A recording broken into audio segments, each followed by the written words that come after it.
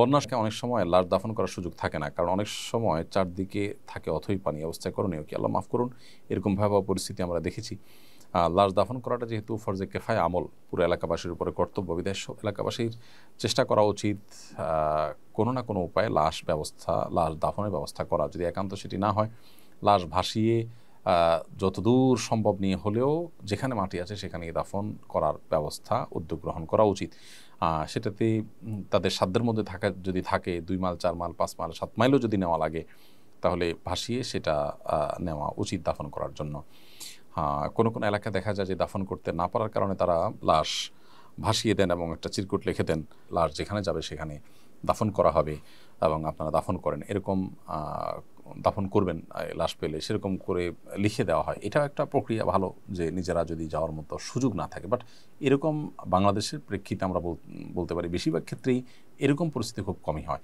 আপনি এক এলাকাতে পারবেন না, আরেক এলাকাতে পারবেন, কলার ভেলায় করে ভাসিয়ে ভাসিয়ে নিয়ে যেতে পারবেন। যতটুকু পারেন আপনি লাশ মাটিতে দাফন করবেন, এটা সম্মানজনক এবং এটা করা আমাদের কর্তব্য, ফরজে কেফায়া কাজ বিধায় সেটা আমাদের চেষ্টা করতে হবে। বৃহত্তর নোয়াখালীতে বন্যা পরিস্থিতি অত্যন্ত ভয়াবহ। আপনি সরাসরি সেখানে উপস্থিত হয়ে কাজ করেছেন বলে দেখলাম। আরও যারা কাজ করছে তাদেরকে আপনার অভিজ্ঞতার আলোকে কী পরামর্শ দিবেন?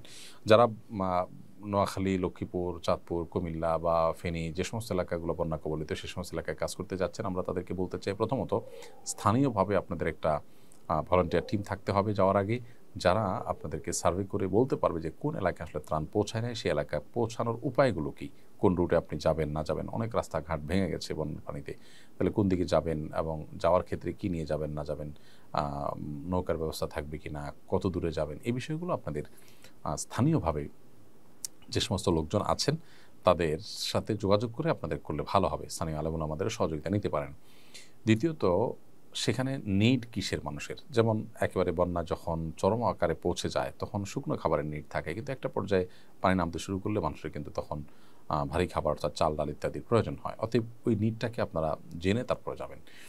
তৃতীয়ত, মনে রাখতে হবে যে অল্প সামান্য কিছু ডোনেশন নিয়ে আমরা যদি চলে যাই, তো সেটাতে যতটা উপকার হবে গরিব অভাবী মানুষের, তার চেয়ে বেশি আমার নিজের জাস্ট একটা শখ পূরণ হবে। তো এটা আমার বেনিফিট হচ্ছে, গরিবের বেনিফিট বা দুস্থ মানুষের বেনিফিট হচ্ছে না।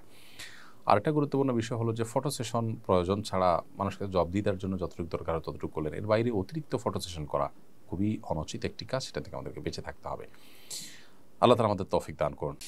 ইউনিয়ন পরিষদের এক চেয়ারম্যান দুধ দিয়ে গোসল করে নির্দিষ্ট একটা দলের রাজনীতি ছাড়ার ঘোষণা দিয়েছেন। দুধ দিয়ে গোসল করলে কি মানুষ পাপমুক্ত হয়? বিষয়টা শরীয়ভিত্তি আছে কিনা? পাপমুক্ত হওয়ার যথাযথ পদ্ধতি কি? দেখুন, পাপমুক্ত হওয়ার জন্য শরীয়ত তওবা তত্ত্বের কথা বলেছে আমাদেরকে। তওবা তত্ত্ব হলো মানুষ অনুতপ্ত হয়ে, লজ্জিত হয়ে নিজেকে ভৎসনা করে তার অবস্থানকে পরিবর্তন করবেন, আল্লাহ সুবহানাহু ওয়া তাআলার কাছে মাপ চাইবেন। এটাই তওবা তত্ত্ব। ইসলাম মানুষের পাপ থেকে মুক্ত হওয়ার জন্য, পাপ থেকে ফিরে আসার জন্য তওবা তত্ত্বের কথা বলে। এই যে দুধ দিয়ে গোসল ইত্যাদি করার কথা আমাদের সমাজে বলা হয় বা প্রচলন আছে, ভারতবর্ষে অনেক প্রাচীনকাল থেকে এটি আছে যে মানুষ কোনো ভুল অবস্থান থেকে বেরিয়ে আসার জন্য দুধ দিয়ে গোসল করে পবিত্র হওয়ার চেষ্টা করেন। এটি একান্তই অনুচিত এবং শরীয়ত দৃষ্টিকোণ থেকে একটি ভুল কাজ। কারণ প্রথমত, দুধ দিয়ে গোসল করার ফলে অপচয় হয়, বিধায় অপচয়কারী শয়তানে ভাই, সেটা একটি গুনাহের কারণ। আরেকটি বিষয় হলো যে এখানে যে দুধ দিয়ে গোসল করার মাধ্যমে আসলে পাপ মুক্ত হওয়ার কোনো সুযোগ নেই। কোনো মানুষ যদি খাঁটি অন্তরে তওবা না করেন, উপর দিয়ে তিনি দুধ মনও যদি ঢালেন, তিনি আল্লাহর কাছে ক্ষমাপ্রাপ্ত হবেন না। তিনি যদি মনে করেন যে তিনি কোনো ভুল অবস্থানে আছেন, তিনি কোনো অন্যায়ের সাথে এতদিন ছিলেন, এখন বুঝতে পেরেছেন, ফিরে আসতে চান, তিনি আল্লাহর কাছে কায়মুল বাক্যে ক্ষমা প্রার্থনা করে যদি প্রকাশ্যে তওবা করার মতো বিষয় হয়, প্রকাশ্যে মানুষকে জানিয়ে তিনি ফিরে আসবেন, এটাই যথেষ্ট।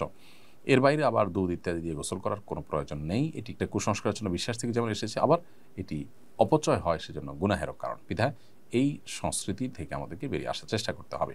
ত্রাণ দিয়ে ছবি তোলা নিয়ে অনেকে অনেক কথা বলছেন, বিষয়টা সম্পর্কে আপনার মতামত জানতে চাই। ফটো সেশনের জন্য ছবি তোলার জন্য ছবি তোলা, মানুষকে দেখিয়ে বাহবা নেওয়ার জন্য, জাস্ট লোক দেখানোর জন্য ছবি তোলা, এটা অনুচিত। কিন্তু আপনি যদি সোশ্যাল মিডিয়া থেকে ফান্ড রাইজ করে থাকেন, সেটির জন্য মানুষের কাছে জবাবদিহিতার জায়গা থাকে, তার জন্য আপনি রেকর্ড বা রিপোর্টের জন্য ছবি তোলেন, সেটা নিষিদ্ধ নয়। তবে সেক্ষেত্রে মানুষের প্রাইভেসির বিষয়টাকে খুব গুরুত্বের সাথে দেখা উচিত। আমরা আসুন্নাহ ফাউন্ডেশন থেকে যে ত্রাণ কার্যক্রম পরিচালনা করি, আমরা সোশ্যাল মিডিয়া থেকে সেই টাকাটা কালেক্ট করি এবং সেই টাকায় আমরা কিন্তু মানুষকে দিয়ে থাকি, মানুষের মধ্যে ব্যয় করে থাকি। তো যার কারণে সেটির জবাবদিহিতার জায়গা থেকে, ট্রান্সপারেন্সির জায়গা থেকে আমাদের রিপোর্ট করতে হয়, সেজন্য আমরা ছবি, লাইভ, ভিডিও ইত্যাদি করি। কিন্তু সেক্ষেত্রেও যে মানুষগুলোর ছবি তোলা হয়, চেষ্টা করা হয় তাদের চেহারা যেন প্রদর্শন না হয়। যারা তাদের ছবি তোলাতে আপত্তি করেন না বা অনুমোদন দিয়ে থাকেন, তাদেরটাই আমরা সাধারণত প্রচার করার চেষ্টা করে থাকি। তবে অন্যদেরও এই বিষয়গুলো মাথায় রাখা দরকার।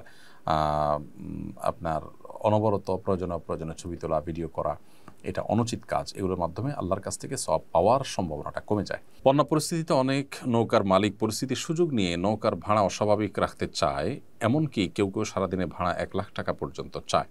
এই অবস্থায় কেউ কেউ বলেছেন, এত টাকা ভাড়া দেওয়ার সামর্থ্য না থাকলে জোরপূর্বক নৌকা ছিনিয়ে নিয়ে দুর্গত মানুষকে উদ্ধার করা যাবে। আসলেই কি জোর করে নৌকা নেওয়া যাবে? বন্যা পরিস্থিতিতে বিভিন্ন নৌকা বা আপনার স্পিড বোটের মালিকরা তারা যে দাম অস্বাভাবিক পর্যায়ে বাড়িয়ে দেন, এটা যে জুলুম সেটা বলার অপেক্ষা রাখে না। যদি কোনো মানুষের জীবন হুমকির মধ্যে থাকে, জীবন বিপন্ন হওয়ার আশঙ্কা থাকে এবং কেউ তার নৌকা এরকম দিতে না চান, গড়িমসি করেন, তাহলে তখন তার থেকে জোর করে ছিনিয়ে নিয়ে ওই মরণাপন্ন মানুষকে উদ্ধার করা যাবে।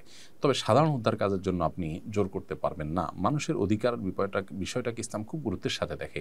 একজন মানুষের সম্পদকে জোরপূর্বক আপনি এটা ভালো কাজে ব্যয় করবেন, এই রাইট আপনাকে দেওয়া হয়নি। ভালো কাজে ব্যয় করার জন্য তার সন্তুষ্টিটা জরুরি। তার সন্তুষ্টি তিনি করলে ভালো, না করলে তিনি আল্লাহর কাছে কখনো কখনো দায়ীও হতে পারেন, কিন্তু আপনি তাকে বাধ্য করতে পারেন না। তবে হ্যাঁ, মানুষের জীবন রক্ষা করা ব্যাপারটা এত গুরুত্বপূর্ণ, শরীয়তের মানুষের জীবনের মূল্য এত বেশি যে জীবন রক্ষার জন্য যদি কেউ তার কাছে থাকা সুযোগ নাও দেয়, তবুও আপনি সেখান থেকে যদি জবরদস্তি, বিশেষ করে কেউ যদি জুলুম করে, এটা আমি অতিরিক্ত টাকা চাই, যে টাকা আপনার কাছে না, এদিকে মানুষটাকে বাঁচাতে হবে, তাহলে আপনি জোর করে তার কাছ থেকে এটি নিয়ে সেই কাজ করতে পারেন।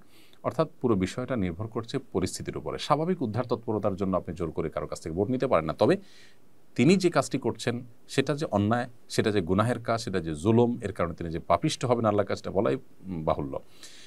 আমরা যারা বাংলাদেশে বেশিরভাগ মানুষ না মুসলমান নিজেদেরকে দাবি করি, আমাদের এই জাতীয় কর্মকাণ্ডগুলো থেকে বোঝা যায় যে আমরা ইসলামের ছিটাফোঁটাও আমাদের মধ্যে আসলে নেই। আমরা নামে মুসলমান।